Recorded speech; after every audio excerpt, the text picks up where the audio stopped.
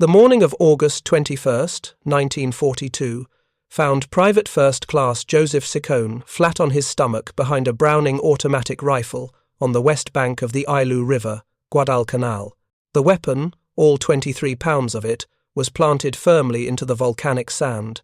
His hands gripped the trigger mechanism with a familiarity born from endless hours on the ranges back at Camp Lejeune. If you're enjoying this deep dive into the story, hit the subscribe button and let us know in the comments from where in the world you are watching from today.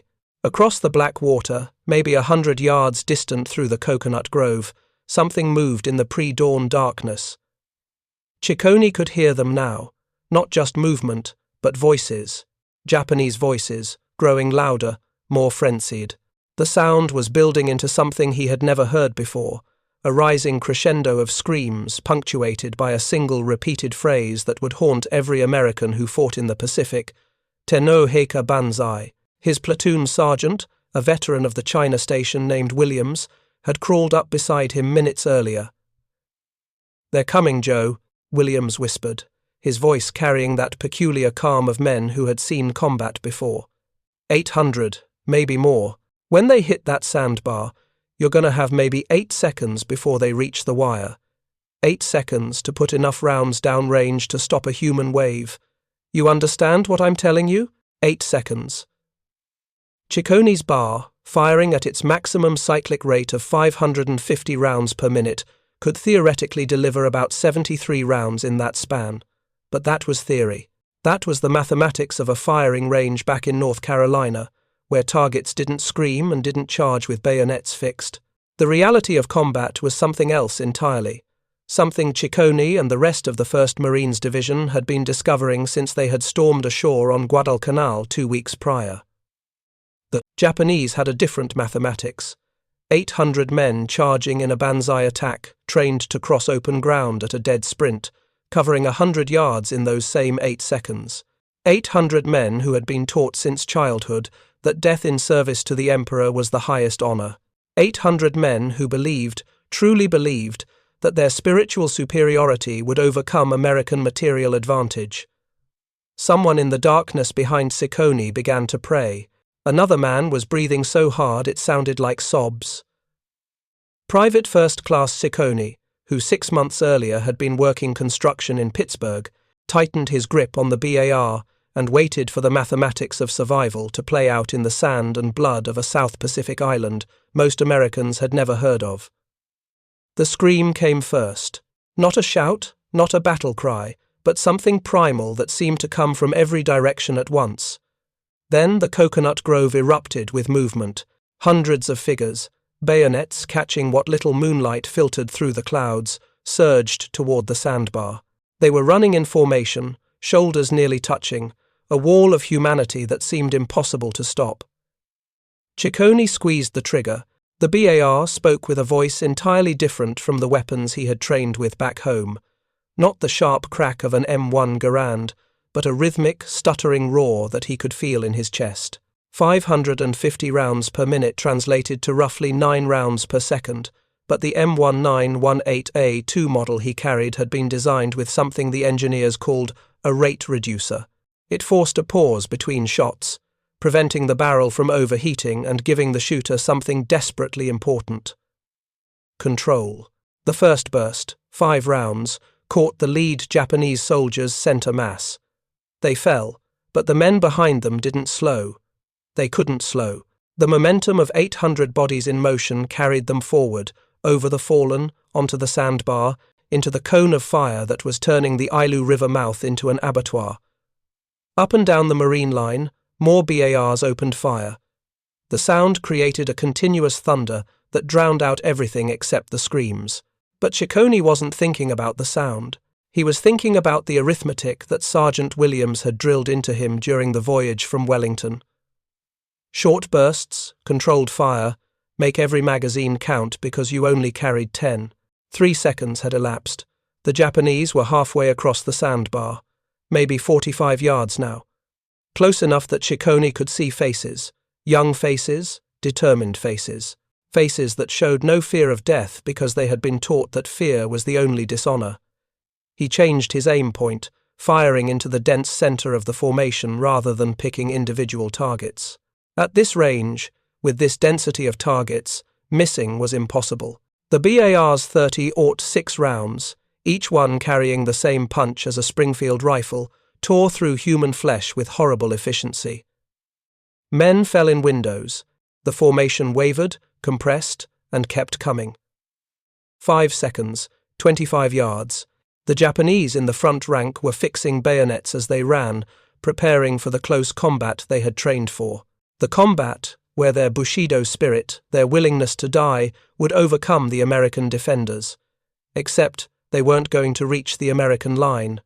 The mathematics wouldn't allow it. Ciccone's first magazine went dry, 20 rounds expended in 7 seconds of controlled bursts. His hands moved through the reload sequence with practiced efficiency. Magazine release. Magazine out. Fresh magazine from the belt. Magazine in. Bolt release. The whole process took 3 seconds, and in those 3 seconds, the other BAR gunners on either side of him maintained fire, creating an overlapping zone of death that the Japanese couldn't penetrate. The genius of the BAR, Ciccone was discovering, wasn't its rate of fire. 550 rounds per minute sounded anemic compared to the Japanese machine guns he had heard during skirmishes over the past 2 weeks. The German MG-42S that intelligence briefings described could fire 1,200 rounds per minute, more than double the BAR's output. On paper, in the theoretical world of specifications and firing tables, the BAR should have been outgunned by every machine gun in every army. But combat wasn't theoretical. Combat was one man with a 23-pound weapon that he could carry, position, fire, and reposition all by himself. Combat was controlled bursts instead of uncontrolled hosing. Combat was making 8 seconds feel like an eternity for the men charging into your fire. 7 seconds. The Japanese were 15 yards from the wire, close enough that Ciccone could smell them sweat and fear and something else, something like incense or ceremonial oil. The formation had disintegrated into a mob, each man running independently now, survival instinct warring with duty, both losing against physics and metal. 8 seconds. The first Japanese soldier reached the barbed wire. He died there, cut down by overlapping fire from 3 different BARs. The men behind him died trying to cross his body. The men behind them died in the water, shot from behind as they tried to retreat. The mathematics had played out exactly as Sergeant Williams had predicted. 8 seconds, 73 rounds. 50 yards of open ground transformed into an impassable barrier not by fortifications or terrain, but by controlled, sustained, accurate firepower delivered by individual Marines with Browning automatic rifles. The human wave broke. Not because the Japanese soldiers lost courage. Courage was the one thing they had in abundance, but because you cannot charge through geometry. You cannot overcome the simple equation of 550 rounds per minute, multiplied by 12 BAR gunners, multiplied by controlled bursts, aimed at a formation compressed into a killing zone 50 yards wide. Ciccone was breathing hard, his ears ringing from the concussion of his own weapon. His shoulder ached from the recoil. The barrel of his BAR was hot enough that the pre-dawn mist created visible steam where it touched the metal. He had fired 63 rounds in approximately 15 seconds of actual trigger time, spread across multiple bursts, each one aimed, each one deliberate. Sergeant Williams appeared beside him again, this time with a grim expression. "Reload everything you've got," he said. "That was the first wave. They'll come again at dawn." But Ciccone barely heard him. He was staring at the sandbar, at the proof of concept written in bodies and blood. The Japanese had truly believed, that spiritual strength could overcome material superiority, that 800 men with bayonets and courage could break through a defensive line held by 100 Marines with rifles and automatic weapons. If you find this story engaging, please take a moment to subscribe and enable notifications. It helps us continue producing in-depth content like this. The sand and the water and the early morning light told a different story. They told a story about mathematics, about the industrial capacity of a nation that could equip every infantry squad with a portable automatic rifle, about the training that taught men like Ciccone to fire in controlled bursts instead of panic spray. about the simple truth that 550 rounds per minute, properly employed, could generate more effective firepower than 1,200 rounds per minute fired without precision. The battle that would later be called Tenaru, though it actually took place at Alligator Creek, was just beginning. Over the next 15 hours, Colonel Kiyonao Ichiki's force of 916 men would launch multiple Banzai charges against the marine perimeter. And each time, they would encounter the same mathematical reality. The BAR, in the hands of well-trained Marines, could deliver firepower that was both lethal and sustainable. The Japanese tactical doctrine, developed during campaigns in China against poorly equipped nationalist forces, assumed that a determined bayonet charge could overwhelm defensive positions before machine guns could bring effective fire to bear. They had refined this doctrine at Port Arthur during the Russo-Japanese War, where mass charges against Russian positions had succeeded through sheer weight of numbers. The philosophy was elegantly simple: close with the enemy before he can exploit his firepower advantage, then prevail in close combat through superior training and willingness to die. It was a philosophy built on the experiences of fighting enemies who either lacked automatic weapons entirely or who operated crew-served machine guns that required significant time to set up and bring into action. The Chinese warlord armies that the Japanese had faced throughout the 1930s often fielded only bolt-action rifles. Against such opponents, a Banzai charge could work: close the distance quickly, overwhelm the defenders before they could work their bolt actions enough times to stop the charge, prevail through hand-to-hand combat.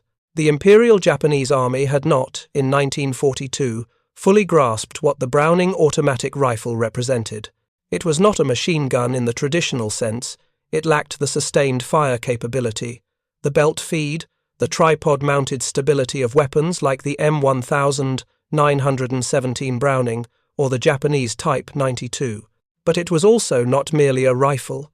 It occupied a middle space, a tactical niche that would later be called a squad automatic weapon, providing individual infantrymen with firepower that had previously required multiple soldiers to operate.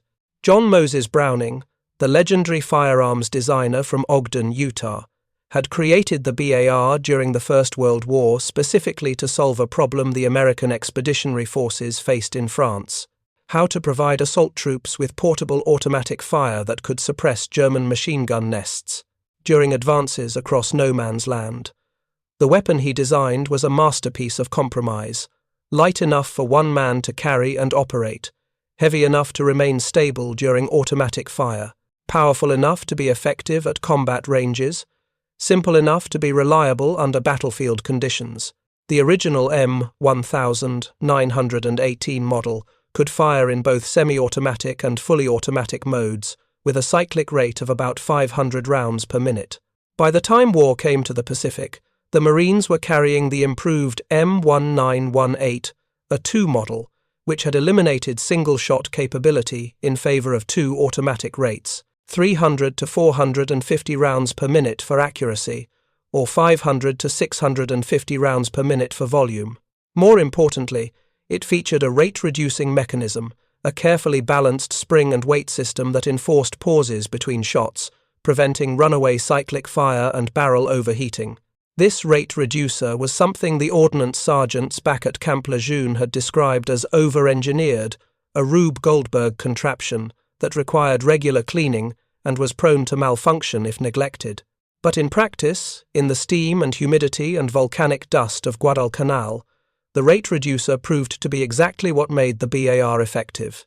It forced discipline on the weapon itself, ensuring that even under the stress of combat, even with adrenaline and fear controlling the trigger finger, the BAR would fire in manageable bursts rather than uncontrollable streams.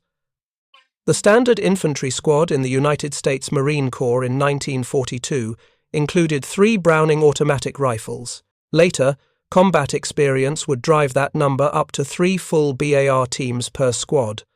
But in the early days of Guadalcanal, most rifle squads had between 2 and 4, depending on replacements and casualties, and the vagaries of supply chains stretched across thousands of miles of Pacific Ocean.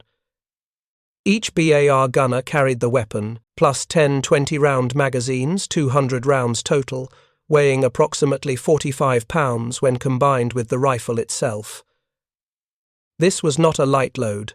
Marines selected for BAR duty tended to be the larger men in the squad, men who could handle the weight and the recoil. But even the largest Marine would feel that 45 pounds after hours of patrol through jungle heat. The trade-off, the calculation that every infantry commander had to make, was whether that weight was worth the firepower. A rifleman with an M1 Garand carried 96 rounds in 12 8-round clips. He could fire those rounds faster than a BAR gunner could fire 200, and he carried about 15 pounds less weight, so why burden some of your men with BARs? The answer was playing out on the sandbar at Alligator Creek. The answer was that controlled, sustained automatic fire from multiple positions created an effect that individual rifles, no matter how quickly operated, could not match. It wasn't about total rounds fired. It was about the psychological and physical impact of continuous streams of fire that forced attackers to keep their heads down, that created beaten zones of interlocking fire that maintained pressure without the pauses inherent in manually operated weapons. When the Japanese came again at dawn, just as Sergeant Williams had predicted, they came with the same tactics and the same courage and the same expectations. 800 men, now 700 after the pre-dawn casualties, charging across open ground with bayonets fixed and voices raised in the same chilling cry, "Tenoheika Banzai," and once again the mathematics of firepower met the mathematics of flesh. Private Ciccone, his position adjusted slightly to account for the dawn light and the changed angle of attack, opened fire with short bursts. 4 rounds, pause, observe, adjust aim. 4 more rounds. The discipline that had seemed arbitrary during training, "Why can't we just hold the trigger down, Sergeant?" now revealed its purpose. Those pauses between bursts allowed assessment, allowed correction, allowed the barrel to cool microscopically, allowed the bar to function as a weapon system rather than just a bullet hose. Next to him, Corporal Reed's BAR added its voice to the chorus, then Private Morrison's, 12 automatic rifles firing in a coordinated defense, each one operated by a single Marine who could see his targets, adjust his aim, control his bursts, and maintain fire without waiting for a crew to help him move or reload or clear stoppages. The Japanese doctrine assumed crew-served weapons, their own Type 92 heavy machine gun, the woodpecker, as Marines called it for its distinctive firing sound, required a minimum of 3 soldiers, gunner, loader, and ammunition bearer. Moving such a weapon required breaking it down, carrying multiple components, and then reassembling in a new position, a process that took minutes. The lighter Type 96 light machine gun could be operated by 2 men, but it still required that coordination, that communication, that mutual dependence. The BAR required only Private First Class Joe Ciccone, one man who could see a threat, shoulder his weapon, fire controlled bursts, and reposition all within seconds. One man who didn't need to coordinate with a crew or wait for help or worry about whether his ammunition bearer was still alive. One man whose decision cycle observe, orient, decide, act could run faster than a multi-person crew could coordinate their actions. The second Banzai charge at Alligator Creek lasted 11 minutes, not because the Japanese lacked courage or commitment, but because 11 minutes was how long it took for controlled fire from Marine BARs, rifles, and machine guns to reduce Colonel Ichiki's force from an organized military unit into scattered survivors. By the time the tropical sun had fully risen on August 21, 1942, over 800 Japanese soldiers lay dead on the sandbar and in the coconut grove beyond. 15 wounded Japanese soldiers were taken prisoner. Another 30 escaped back to Taivu Point. The arithmetic of firepower had written its lesson in blood, but that lesson was being learned in reverse in Tokyo. Imperial General Headquarters received the initial reports from Guadalcanal with disbelief bordering on denial. Colonel Ichiki, a decorated veteran of the China campaigns, could not possibly have been annihilated by a numerically inferior American force. The mathematics didn't support it. Japanese soldiers, trained in Bushido, willing to die for the Emperor, attacking with the fury of a human wave, should have overwhelmed the Americans through sheer force of will. Lieutenant Colonel Hiroshi Matsumoto, operations officer at 17th Army headquarters in Rabaul, flat out rejected the first casualty reports. "It's a false report," he told his commanding officer. "I know Ichiki personally. This is impossible." For 2 more days, Japanese commanders convinced themselves that Ichiki's force was still fighting, still taking ground, still pursuing their objective of recapturing Henderson Field. The Americans, meanwhile, were learning a very different lesson. Major General Alexander Vandergrift, commanding the 1st Marine Division, walked the battlefield after the fighting had ended. He saw the bodies lying in windows, saw the evidence of massed automatic fire, saw proof that American industrial firepower could defeat Japanese spiritual fervor. But he also saw something else, something that would haunt American forces throughout the Pacific War. "I have never heard or read of this kind of fighting," Vandergrift said to his staff officers. "These people refuse to surrender. The wounded wait until men come up to examine them and blow themselves and the other fellow to pieces with a hand grenade." Private Robert Leckie, whose machine gun position had anchored the northern flank during the battle, walked through the coconut grove afterward and tried to process what he had witnessed. In his memoir written years later, he recalled, "Our regiment had killed something like 900 of them." But it wasn't the number that shocked him, it was the manner. The wounded Japanese soldiers who detonated grenades rather than accept medical treatment. The officers who committed seppuku rather than survive defeat. The complete absence of surrender as a concept.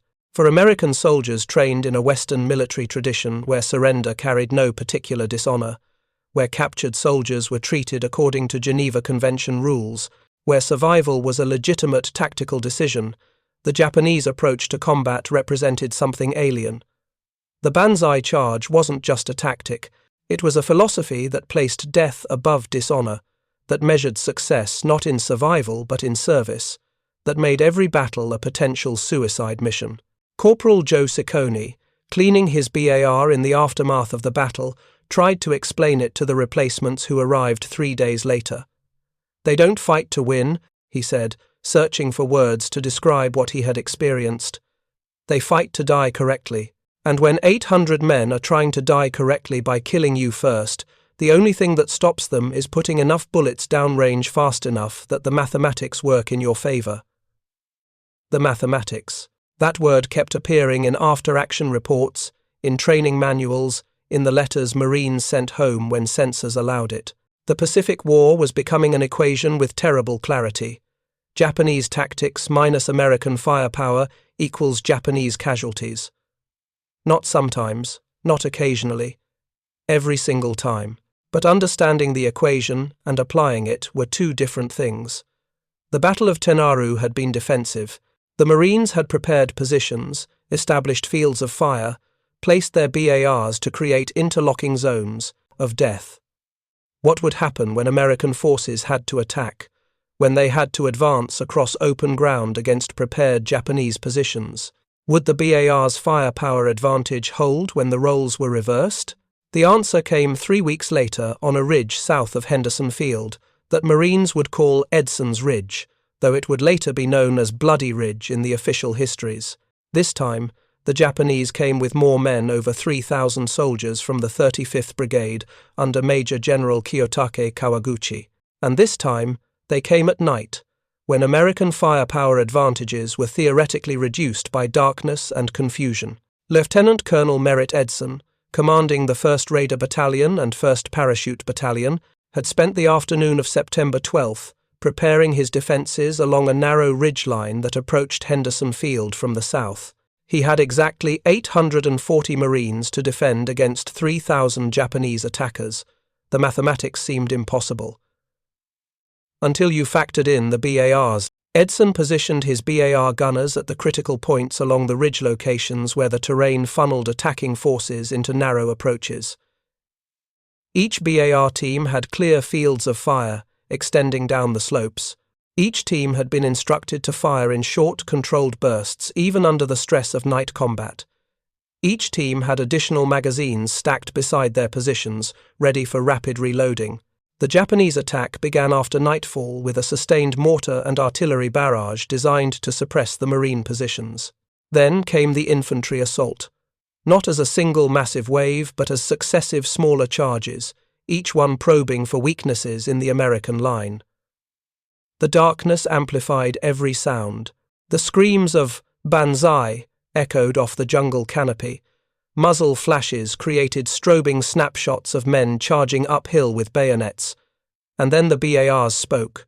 Corporal Walter Burak, positioned at the northern end of the ridge, opened fire at shapes moving through the darkness 30 yards below. He couldn't see targets clearly, couldn't pick individuals, but he could see the mass of movement and fire into it. 4-round bursts. Adjust slightly left. 4 more rounds. The tracers every 5th round created arcing paths through the darkness, showing him where his fire was going, allowing him to walk his bursts across the approaching formation. The controlled rate of fire that had seemed like a design flaw was now revealing its purpose. At 550 rounds per minute, Burak could actually aim between bursts. At 1200 rounds per minute, like a German MG-42, he would have been firing blind, hosing bullets into the darkness with no ability to observe and adjust. The BAR's slow rate of fire was perfectly calibrated for human reaction time under stress. Next to Burak, Private Eugene Sledge, who would later write one of the most famous memoirs of the Pacific War, was discovering that the BAR changed the nature of night combat entirely. A bolt-action rifle required you to find a target, aim carefully, fire once, work the bolt, find the target again. In darkness, this cycle was nearly impossible, but the BAR allowed suppressive fire. You didn't need to see individual targets. You needed to see the general area where threats were coming from and deliver continuous fire into that zone. The Japanese, trained for night infiltration and close combat, found themselves unable to exploit the darkness. Every time they massed for a charge, tracer fire from BARs would light up their positions. Every time they tried to advance in small groups, the continuous bursts of automatic fire forced them to ground. The darkness that should have concealed them instead became filled with the crisscrossing streams of tracer rounds that marked every BAR position. By dawn on September 13th, Edson's Marines had held the ridge. Kawaguchi's brigade had suffered over 800 killed and retreated back into the jungle. The Americans had lost just over 100 killed and wounded. The mathematics had held even in night combat, even when defending against numerically superior forces, even when the conditions theoretically favored the attackers. But the most revealing statistic appeared in the after-action reports compiled by Marine intelligence officers. Of the Japanese casualties that could be examined after the battle, over 60% showed wounds consistent with automatic weapons, fire multiple entry wounds in close groupings, the signature of controlled bursts from BARs rather than single shots from rifles. A weapon that represented less than 10% of the Marines' total armament had inflicted more than 60% of the casualties. This disparity caught the attention of military theorists back in Washington. How could one weapon, firing at a relatively modest rate, achieve such disproportionate effectiveness? The answer, buried in the technical analyses and tactical assessments, came down to something the engineers hadn't fully appreciated when John Browning designed the weapon in 1917, the human factor. A bar gunner could maintain fire for extended periods because the weapon's weight and design absorbed recoil. He could aim between bursts because the rate of fire allowed processing time for his brain. He could operate independently because the weapon required no crew. And most importantly, he could position and reposition rapidly because 23 pounds, while heavy, was manageable for a single soldier. Compare this to the Japanese Type 92 heavy machine gun. Fed by 30-round strips or belt boxes, capable of sustained fire as long as ammunition lasted, devastating when properly emplaced, but requiring 3 men minimum to operate: a gunner, an ammunition handler, and a third man to carry the tripod. Moving this weapon system required breaking down the gun, distributing the components among the crew, moving to the new location, reassembling the tripod, remounting the gun, establishing the ammunition feed, and acquiring new targets. This process took minutes. In combat, minutes were eternities. Or consider the German MG-42, which Japanese intelligence had studied with great interest. Firing at 1,200 rounds per minute from belt-fed ammunition, it could lay down a curtain of fire that earned it the nickname Hitler's buzzsaw. American and British troops in Europe feared it with good reason, but it too required a crew. It too needed time to set up, and its very high rate of fire meant that barrels overheated rapidly, requiring changes that interrupted fire at critical moments. The bar's genius was that it abandoned the concept of the machine gun as a crew-served weapon of position and instead created the automatic rifle as an individual weapon of maneuver. This distinction seems subtle on paper. In practice, on Pacific Islands where combat was fluid and positions changed constantly, it was revolutionary. Private First Class Mitchell Page learned this lesson on Guadalcanal in October of 1942. His position on a ridge later named in his honor came under attack by Japanese forces attempting yet another assault on Henderson Field. Page was serving a water-cooled M1917 Browning machine gun, the heavy crew-served weapon that was theoretically superior to the BAR in every measurable way. Higher rate of fire, belt-fed, capable of truly sustained fire, as long as water remained in the cooling jacket. The Japanese attack came in waves. Page's machine gun crew cut down the first wave, the second, the third, but sustained fire took its toll. The gun began to overheat despite the water cooling. Page's crew was killed or wounded by counterfire. The gun itself took damage from a grenade, and Page found himself alone behind a heavy machine gun that was becoming increasingly unreliable.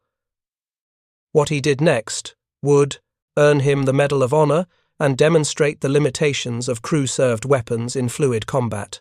He lifted the scorching hot barrel of the M1917, burning his hands in the process, and carried the gun off its tripod. Then he walked forward, firing the heavy machine gun from his hip like an oversized rifle, clearing Japanese soldiers from his position through sheer audacity and the shock of the tactic. It worked, but barely. The M1917 weighed 93 pounds, fully assembled with water and tripod.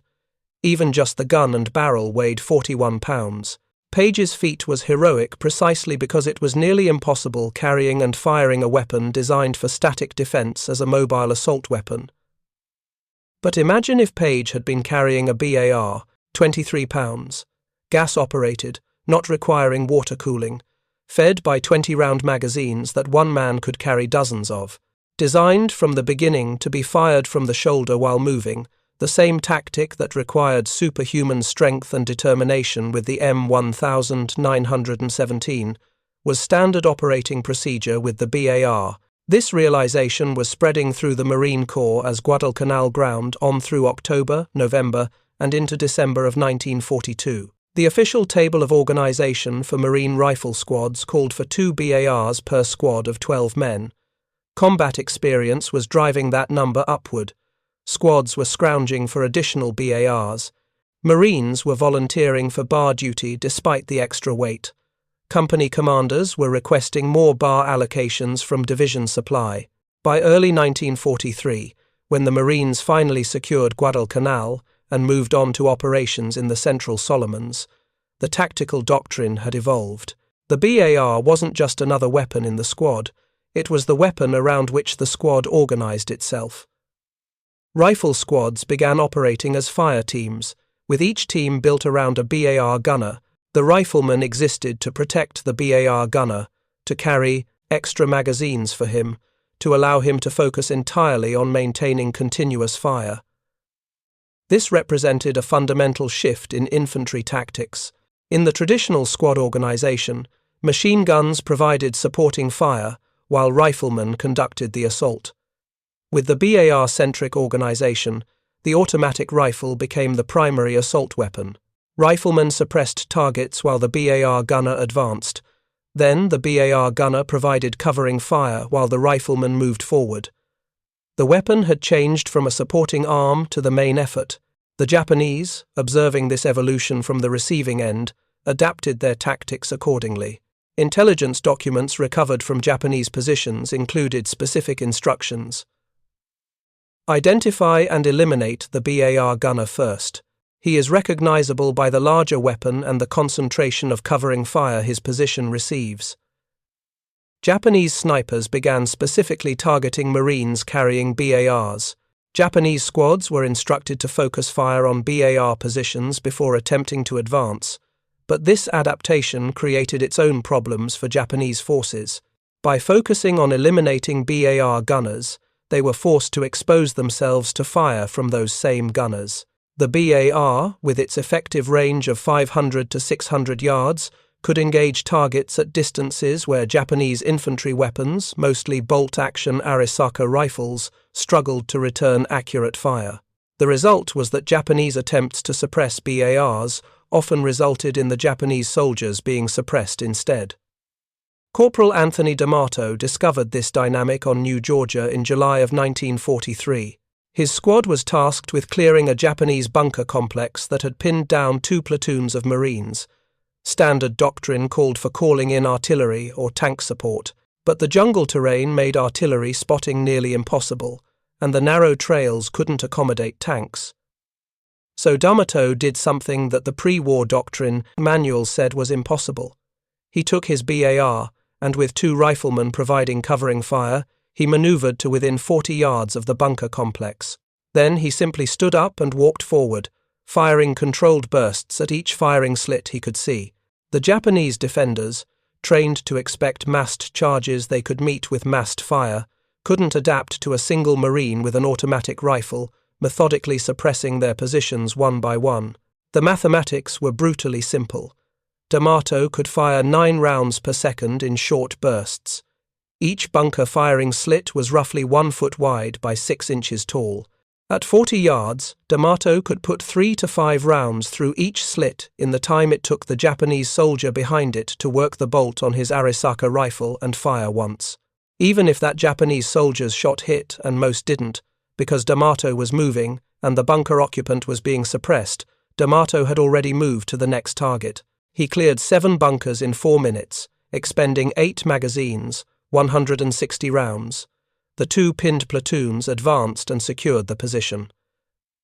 D'Amato received the Silver Star. The after-action report noted, "The flexibility and firepower of the BAR allowed a single Marine to accomplish what would have previously required a platoon assault with significant casualties." This was happening across the Pacific. On Tarawa in November of 1943, BAR gunners wading ashore found they could provide immediate suppressive fire without waiting to establish crew-served positions. On Bougainville, BAR gunners could maintain fire while advancing through jungle, where heavier machine guns would have required multiple men to manhandle through the vegetation. On Kwajalein, BARs proved effective in bunker-clearing operations, where their portability allowed rapid repositioning as the battle flowed through the atoll. The weapon was proving itself in every environment the Pacific War presented. In the jungle, where visibility was measured in yards and engagements were sudden and close range, the BAR's automatic fire could sweep vegetation and suppress unseen threats. On coral atolls, where cover was minimal and fire lanes were long, the BAR's accuracy at range allowed selective engagement of targets. In mountain terrain, where positions changed constantly as units climbed or descended, the BAR's one-man portability allowed it to keep pace with the advancing infantry. But the most dramatic validation of the BAR came not in offensive operations but in defensive stands against Banzai charges. Because as 1943 turned to 1944, the Japanese had not abandoned the human wave attack. If anything, they had doubled down on it, convinced that American firepower could be overwhelmed through sheer commitment to death. The largest Banzai charge of the entire war came on Saipan on July 7, 1944. General Yoshitsugu Saito, recognizing that the island was lost, ordered a final attack with every remaining Japanese soldier, walking wounded, and even civilians. Over 4,300 people gathered in the pre-dawn darkness for one last charge against American positions. The target was the 105th Infantry Regiment of the Army's 27th Infantry Division. These were National Guard soldiers from New York, not the battle-hardened Marines who had developed BAR tactics over 2 years of island fighting. But they had BARs, and they had learned from the Marines' experience. Each squad had been reorganized around its automatic rifles. Each BAR gunner had been given extra magazines and instructed in the controlled burst technique that maximized the weapon's effectiveness. When the Banzai charge came over 4,000 people, screaming and running and dying, the BARs spoke with a collective voice that turned the attack into a slaughter. The soldiers of the 105th held their positions and fired and reloaded and fired again. For 15 hours, the battle raged. When it ended, nearly all the Japanese attackers were dead. American casualties approached, 1,000 killed and wounded, a terrible price. But by any measure of military mathematics, the defense had succeeded against impossible odds. The after-action analysis revealed a pattern that had become familiar by mid-1944. Japanese casualties showed the same disproportion seen at Guadalcanal. Roughly 60 to 70% of wounds were consistent with automatic weapons fire. BARs represented about 15% of American infantry weapons by this point in the war, but they were inflicting up to 70% of the casualties in defensive positions. This disparity was so pronounced that it caught the attention of operations research analysts in Washington. Teams of statisticians and military theorists pored over casualty reports, ammunition expenditure data, and tactical assessments from across the Pacific. Their conclusion appeared in a classified report issued in September of 1944. The M1918A2 Browning automatic rifle, despite lower rate of fire than comparative machine guns, achieves superior tactical effectiveness through optimal integration of firepower with infantry maneuver.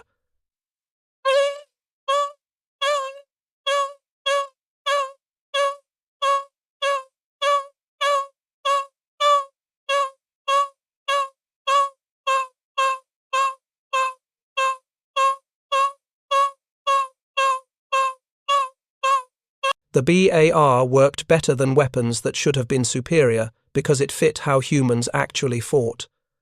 The report went on to recommend increasing BAR allocation to Marine rifle squads from 2 per squad to 3. It recommended that Army rifle squads, which typically carried only 1 BAR, should be issued a second, and it recommended that future infantry weapons development should prioritize the automatic rifle concept over traditional crew-served machine guns. This was a revolution in military thinking, though few recognized it at the time. For centuries, military doctrine had assumed that more firepower was always better. Heavier weapons, higher rates of fire, larger crews to service increasingly complex machinery. The BAR represented a different philosophy. Adequate firepower in a package that a single soldier could employ independently was more effective than overwhelming firepower that required coordination and position. But there was a cost. Marines carrying BARs in the Pacific suffered casualty rates roughly 30% higher than Marines carrying rifles. This wasn't because the BAR was dangerous to its user, it was an exceptionally reliable weapon. It was because Japanese forces had learned to identify and target BAR gunners, and it was because BAR gunners, by doctrine and by necessity, were expected to be at the point of contact, leading assaults, anchoring defenses, providing the firepower around which squad tactics revolved. Private First Class Joe Ciccone, who had survived Guadalcanal and returned to combat on Bougainville, finally fell on Guam in July of 1944. He was leading his fire team in an assault on a Japanese machine gun nest when a burst of fire caught him across the chest. The Marines who recovered his body noted that his BAR was still functional, still loaded with half a magazine. He had been advancing, firing controlled bursts, doing exactly what 2 years of Pacific combat had taught Marines to do with the weapon. His replacement, a fresh-faced private from New Jersey who had never seen combat, picked up Ciccone's BAR and carried it for the rest of the campaign. This was standard practice by mid-1944. BARs were too valuable to abandon. When a gunner fell, another Marine took up the weapon. The continuity of firepower mattered more than individual survival. This harsh calculus was playing out across the Pacific in the summer of 1944, as American forces prepared for the final island-hopping campaigns that would bring them to the doorstep of Japan itself: Peleliu, Iwo Jima, Okinawa. Each island would see Banzai charges. Each island would see bar gunners standing in the face of human waves. Each island would validate the same mathematical truth.